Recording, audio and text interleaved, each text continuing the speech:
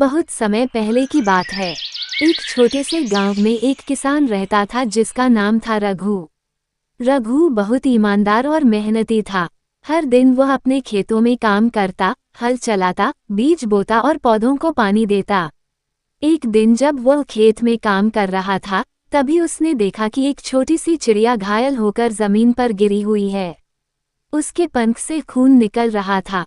रघु तुरंत अपना काम छोड़कर उसके पास गया। रघु चौंककर, अरे, ये तो बेचारी घायल हो गई है। लगता है किसी शिकारी ने इस पर हमला किया है। उसने चिड़िया को धीरे से उठाया और अपने घर ले गया।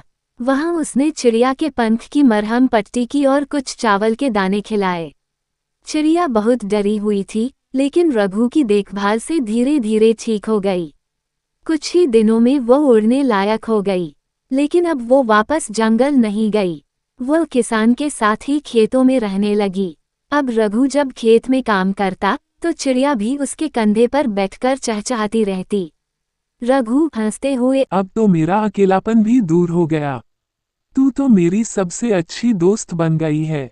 और सच में धीरे धीरे गांव वाले भी चौंकने लगे, क्योंकि रघु के खेतों में अब पहले से ज्यादा फसल होने लगी थी।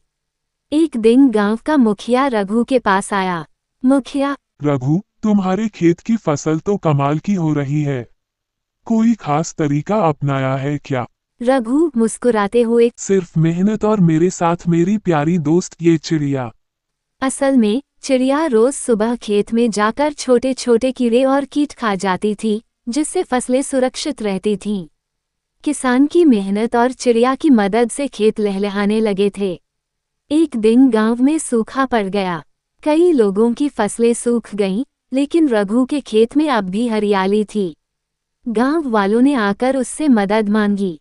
रघु ने खुशी खुशी सबकी मदद की।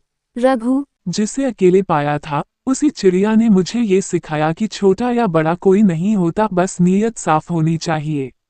गांव वालों ने रघु और चिड़िया की बहुत तारीफ की और उन्हें गांव का सच्चा साथी कहा। सीख, सच्ची दोस्ती रूप, आकार या भाषा नहीं देखती। अगर दिल साफ हो, तो एक किसान और एक चिड़िया भी जीवन भर के साथी बन सकते हैं। अगर आपको स्टोरी अच्छा लगा हो तो वीडियो को लाइक कर दीजिए। अगर चैनल पर नए हो तो चैनल को सब्सक्राइब कर दीजिए।